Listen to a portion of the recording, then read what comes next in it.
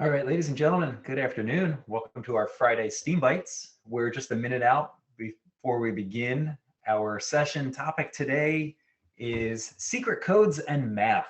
These sessions have been pre-recorded for your convenience. Since I am demonstrating, in this case, 3 separate secret code activities, I wanted to ensure that I was on time and I got you out of here at precisely 12:30. So I pre-recorded the sessions. However, I am here. I am happy to help answer any questions that you have. I will be able to address those questions at the tail end of our workshop. So if you would like to communicate with one another, feel free to use the chat function or feature to do that. And then any questions specifically at me, I am happy to help address those at the very end. We are going to start precisely on time just because this one really uses every last second of our 15-minute window. I'm going to place some information in the chat room, which also includes the evaluation link for today. And we would greatly appreciate if you fill that out afterwards so that we can see what we did right and what we can change for next time. It is Friday. Congratulations. It is almost the end of the week. The conference is almost over. And I am so happy to see so many familiar names appear on our participant list over and over again. And I thank all of you for attending one session or all of the sessions or any of them in between. I really do appreciate all the work and effort that you take to provide opportunities for your students. So without further ado, let's start our workshop today. This is secret codes and math. 3 separate secret code activities that you can implement, and then ways that you can pull out the existing math and emphasize math so that you can bring out the M in STEAM.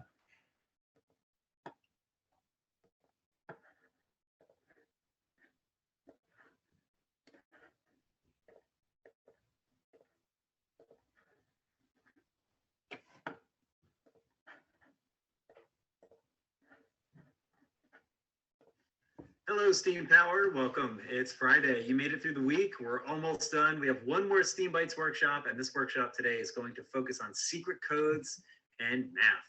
Sorry for putting the math in at the very end, but hopefully by the end of this 15 minutes, you'll feel more encouraged to incorporate math into your activities. Now, if you're anything like me, you may shy away from the math. You may favor the science and the engineering and the arts in the STEAM acronym over the math. And that's okay. All that means is that you don't immediately see the math connections to your existing science and engineering activities. At least that's the case with me. I just don't know enough about math. It just doesn't become immediately apparent to me that there is underlying math in my science and engineering activities. So again, that's kind of what we're going to do today. We're going to use an activity that you may have already done before. You may have seen done before, but we're going to highlight and pull out the math, and we're going to make the math the focal point in order to accomplish our activity. Okay, so we have 3 activities in one. The first one, before we actually jump into the first one though, I do want to provide some lingo for you so that you're familiar as I use these terms that may be new to you. All secret codes are going to start with plain text. That's the message that if you were to speak it or write it down, if you understood the language, you can read that message. Now, sending a plain text message across enemy lines or passing a note underneath the table when you're not supposed to and the teacher is watching, if it's in plain text, those people who aren't supposed to read the message are going to be able to read it. So you want to take your plain text and you want to jumble it up. When you jumble up a message, you are going to encode, E-N-C-O-D-E, encode the message.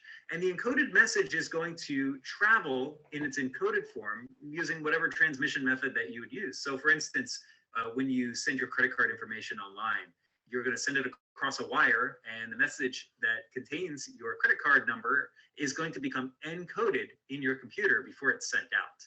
Now, when that information and that message gets to its recipient, the recipient needs a way to decode the message, meaning they need to know how you encoded the message to start with so that they can decode it, break it down, and turn it back into plain text. So I'm going to use the words encode and decode. If you hear the terms encipher and decipher, those are synonymous for encode and decode. So you can use those interchangeably. Our first secret code that we're going to use does not have a whole lot of math to it, but it's a great way to introduce secret codes with your students. And the secret code is called Pigpen. Pigpen uses a cipher or a key that looks like this. Now, I encourage you to go onto Google and search for Pigpen. Pigpen is all one word. And if you just search for Pigpen secret codes, this will come up. You can write this out on a piece of paper. You can print out the templates, but just note that you'll have two checkerboards on the top. You'll have two X's down at the bottom. The thing that differentiates the two same up here is this is just the checkerboard. And then if you look closely, this checkerboard has dots down in the corners or down at the bottom. So that's how you're going to differentiate the two, let's say between a B and a K. So a B is going to look like 3 lines with an open top, and K is going to look like those same 3 lines, but with a dot down at the bottom. Okay, so now that you've had a 30-second intro to Pigpen and its cipher, let's go ahead and throw a message your way. Let's see if we can decode this message. Now the message will look like a V, a backward C. This middle symbol, that's supposed to be a square, but you can see I need to work on my art skills. But in any case, that's a square in the center. And then we have a backwards L, and then we have sort of a C-shaped object there with a dot at the bottom corner. That's our message. And if you are decoding along with the rest of the participants, you may have seen the oh so appropriate message that I sent your way. This message that I have in my hand, if you decode it, it will spell out STEAM. So hopefully you see that by now. The V is the S, right? So that kind of looks like a V around the S. The C is our T right here, okay? And then so on. So this is Pigpen. This is a fun way to introduce codes with your students. And it's also an extremely accessible secret code. This can be done with kindergartners. So appropriate for all grade levels. The second secret code that I want to share with you is called the Caesar cipher.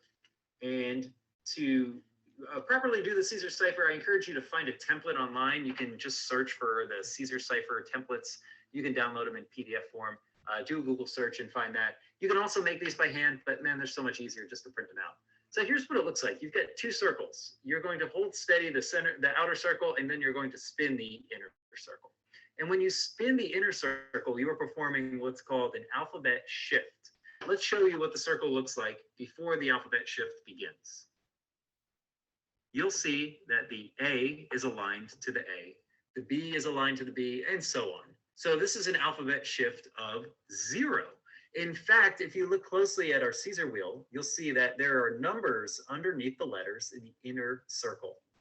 When your A in the outer circle is aligned to the A underneath, that means that you have performed a 0 shift, or you have performed no shift of the alphabet. But now let's try turning our Caesar wheel. Let's perform a alphabet shift of 1. As we perform that shift, A becomes B. And if you look closely at our Caesar wheel, I'm trying to hold this steady so it shows up on the camera. You'll see the number 1 under the B in the inner circle. You performed a single shift of the alphabet, and A becomes B. B becomes C. So your plain text message, you're going to spell that out using the outer circle. And then when you're, let's say you're writing the letter S in STEAM, let's go ahead and turn our Caesar wheel here. When you are writing that S, if you perform a single shift, anytime an S appears in your plain text, it will be written as a T in your encoded message. Now, the trick here, your recipient needs to know how many shifts you performed. If they receive a message and they don't have the key that's going to help them turn their wheel to the proper place and decode your message, they're going to have a very hard time figuring out what your message is. Now, there are only 26 combinations. There are 26 letters in the alphabet. You can only shift the alphabet 25 times. And then, of course, the 25th one is the original alphabet. So even if you don't know the key, it wouldn't take you very long to try 25 different combinations.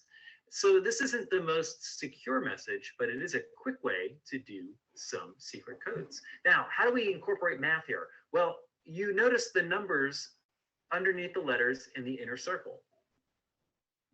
What you could ask your students to do, if they didn't have a Caesar wheel, is to perform the shifts by adding a number to a letter. And you might say, add a number to a letter. How do you do that? Well, if you start with the letter S and you're trying, and your plain text message says STEAM, and you want to perform a alphabet shift of, let's say, 5, you will take the number S, or rather the letter S, and the number that corresponds to S, and you're going to add 5 to that. So I believe that number is 18. So you would do 18 plus 5. 18 plus 5, where does that bring us? 18, 19, 20, 21, 22, 23. 23 is X. So now if we perform a 5 shift in our alphabet, S will become X. So again, you don't necessarily need a wheel to do this. You can write this out in a long string on a piece of paper, and you can write your original alphabet, and then you can leave a space underneath. And depending on the shift that you perform, let's say it's 5, you will shift all of the letters over, and then you can start performing some basic math using letters, where you can say S plus 5, or T plus 5, or E plus 5. What do those letters correspond to when you add a 5, or when you shift by 5 in the alphabet? One quick tip for you as you use your Caesar cipher: if I go back to my original configuration, I recommend highly that you rotate your wheel counterclockwise. Why would you rotate it counterclockwise? When you rotate it counterclockwise, you kind of move up in the alphabet, meaning A becomes B, or A becomes C, A becomes D. If you were to rotate your inner circle clockwise, A would become Z, or Y, or X. And now there's nothing wrong with that, but there's just something that just makes a little bit more sense when you move forward through the alphabet, rather than bringing the letters in the back of the alphabet towards the front of your alphabet. So again, I recommend counterclockwise turning your Caesar cipher. So go ahead and find that template, print that out, use that. It's really fun. Our last coded message here is called it's called a decoder wheel, but you may also see this online as like a paper towel decoder or a toilet paper tube decoder, because you are going to use paper towel tubes. But don't stop there. See what else you have. Now, I'm in my garage, so I have all sorts of things that you probably don't have laying around. But I have a metal pipe. This is a conduit for electrical, and I have some PVC pipe that I can use. So if you don't have all of those things lying around, paper towel tubes will work, but you can really step up your game if you can find objects with different diameters. I wouldn't recommend going much further than the size of a paper towel tube, but if you can get things that are smaller, like, for example, a marker or a pencil, those are all fair game. I encourage you to bring those in and incorporate those into your next secret message. Okay, so here's what you need to do. Grab one of your paper towel tubes or dowels or markers or whatever you have, and you'll need to cut out strips of paper. Cut them out long ways. You need as much space as possible.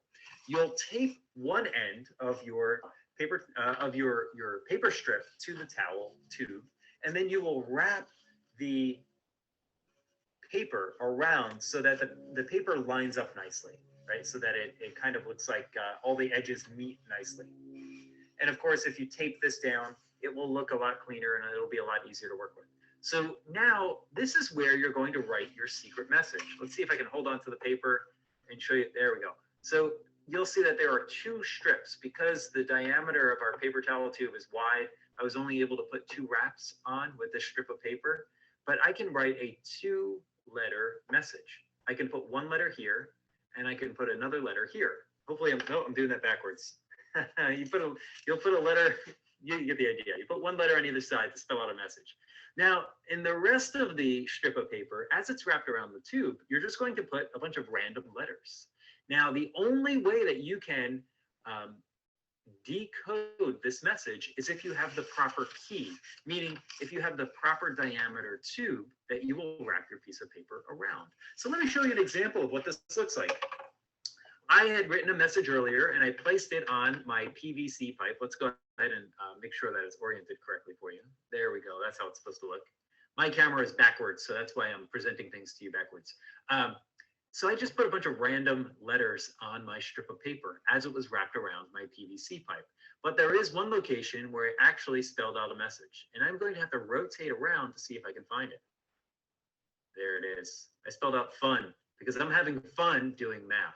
Now, where is the actual math here? Well, in order to tell your recipient what key to use, meaning which diameter tube or marker or pencil or pipe to use, you can give them the circumference of that tube.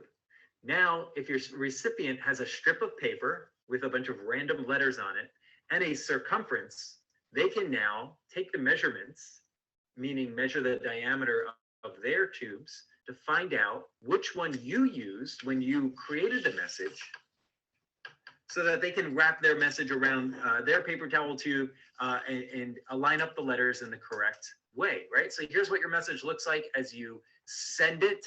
It's just a long strip of letters. You can't really make out the message here, but as you wrap this strip of paper around the proper diameter tube, the letters will line up and you will get the correct message. So again, this is incorporating the diameter of your tube. If you want to take it one step further, you can have students calculate the circumference, which is the diameter multiplied by pi, or 2 pi r, which is using the radius, which you just have to multiply by 2 pi. But if you just use a diameter, you can go ahead and you can measure that diameter. In my case, my paper towel tube is 1.5 inches. 1.5 inches multiplied by 3.14, which is pi. That will give me my circumference. That will give me my distance around the tube. I send my secret message right here, and I include the circumference of the tube. My recipient will know how to decode the message. We've provided the proper key. All they need to do is acquire the right tube in order to decipher it. So there's some math for you. Hopefully that makes sense. I hope that you are able to replicate this. I know it's sometimes difficult to share math activities, something that is very concrete when it's just being verbalized. But I really hope that this gave you some ideas on how to incorporate some math. I hope you're encouraged and you feel confident in your ability to do this. It is a lot of fun. And the best part, when your students walk out of your classroom, they're going to say, hey, wait a minute, you tricked me into doing math today. And if you ever get a student that says that to you, you know that you just had a very, very successful day as an educator. Thank you so much for joining our STEAM Bites workshop. I hope you've enjoyed this session and, of course, all of the sessions at our conference this week. Please keep in touch and let us know if you incorporate any of these activities with your students. We would love to see pictures or videos of these things in action. Thank you so much for joining and have a fantastic weekend. All right, ladies and gentlemen, thank you again for joining us. It's been a pleasure getting to know many of you during the course of our conference this week. One more time, for those who joined afterwards, the link to the evaluation form is in the chat room. I would greatly appreciate any feedback so that we can know how to improve or stay the same for next year. If anyone has any questions, I'm happy to help answer them. I did make one mistake. I caught it the second time around when I said letters in the alphabet. I said there were 25 letters in the alphabet. There are 26. One little mistake. I apologize. I caught it, though, after the fact. Thanks a lot for joining. You're free to go, but I'm also happy to stick around if anyone wants to unmute or share some thoughts in the chat room.